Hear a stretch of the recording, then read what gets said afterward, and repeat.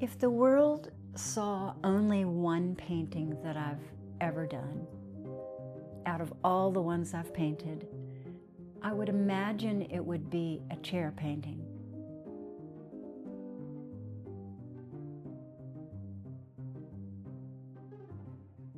I'm Anne Harkness, and I'm an oil painter.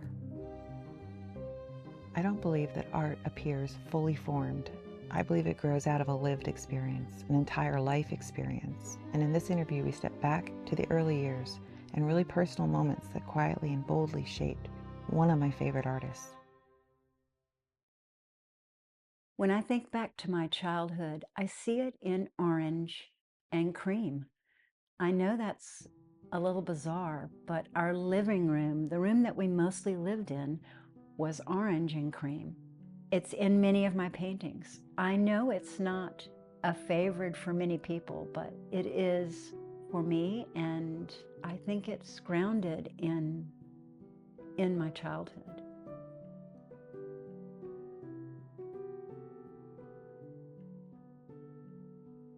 I wasn't impressed with colors in other people's houses, but my grandparents and my parents, I was impressed because it was vibrant and it was bold. It had a strength to it. It set my parents and my grandparents apart, that they had a strong opinion about home, about place.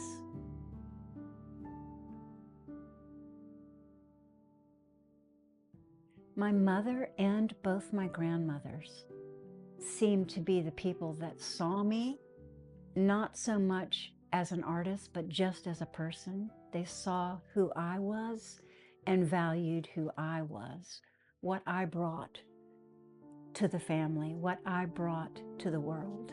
I remember one time one of my grandmothers said, "You have good eyes." And that didn't mean my eyes were pretty. What it meant was that I noticed things, that I observed things.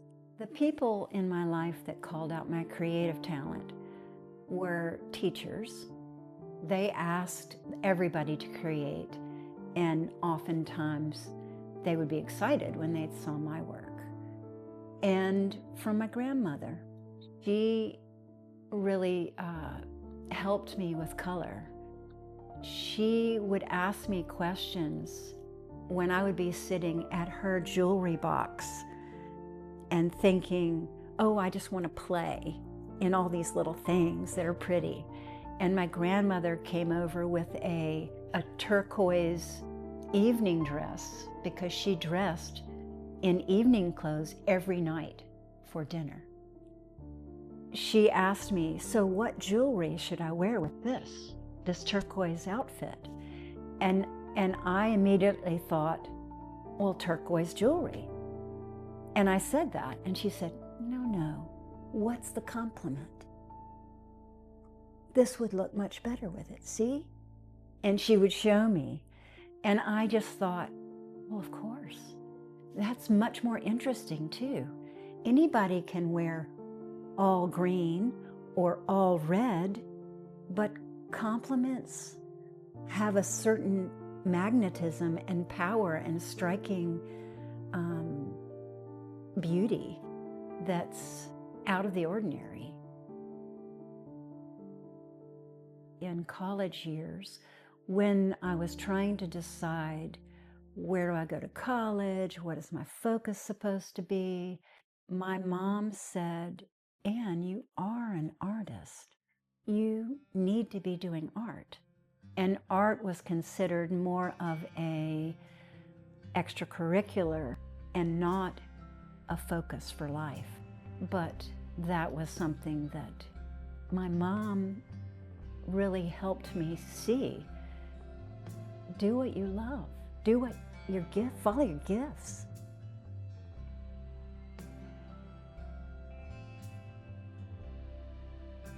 I mean, I'm just being me. And I need to be genuinely me. The joy that I feel when I'm painting, I'm just giving thanks.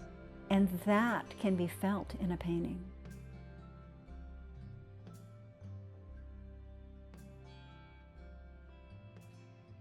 When I enter a room, I am immediately impacted by design, and that involves lighting and color. So the lights and darks, the enjoyment of the furniture talking to each other, to itself, the chair talking to the table, talking to the pillow, talking to the motion, the movement in the room, the welcoming pathway, the paintings saying something to this color and this color speaking to that color. All these things involve me when I enter a room. And when I'm seated and I'm speaking with someone, I am drawing them. I cannot stop. I am drawing them.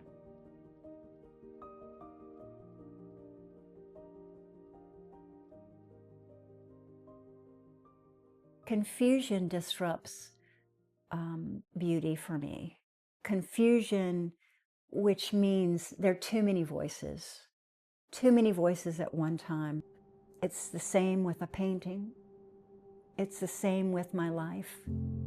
I want to see the beauty. I want to enjoy every single thing that's there. I know that there are plenty of many of my friends that are strong in so many ways and gifted in so many ways, and those are not the ways I'm gifted. And I, from my whole life, felt needy because I wasn't strong. I feel strength in my weakness because there Christ will help me, and He's my greatest strength.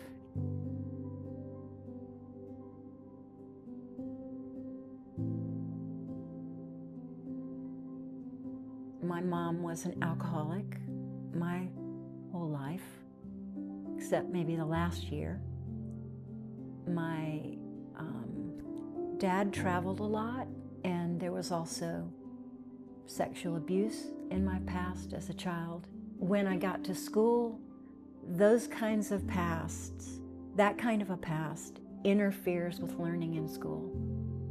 It distracts a child. I remember being in school and thinking, I do not know what is going on in here. I don't know what the teacher's talking about.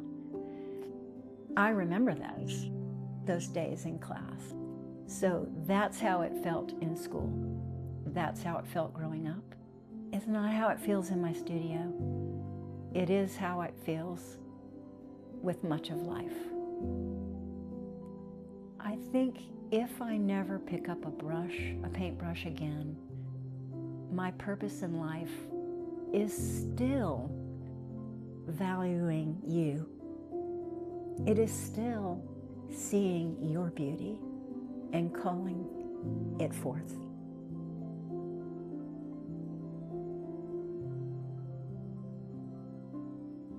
Much of my life has been filled with excitement. We lived in New York City. I worked in Manhattan and lived in the suburbs, and there were adventures. I worked as a graphic designer, and if you told me I was going to do all these things, I wouldn't have seen it. Do I have a long list of things I want to get accomplished before I die? I do not have a list. I like the pattern of the way my life is going. If the world saw only one painting that I've ever done, I would imagine it would be a chair painting. And I don't know which one, because each one is such a unique individual. In a way, they are like appreciating the beauty that's right in front of me, and noticing all the details, the fine curves, the subtle color changes. They have taught me to see. Future can pick anyone they want.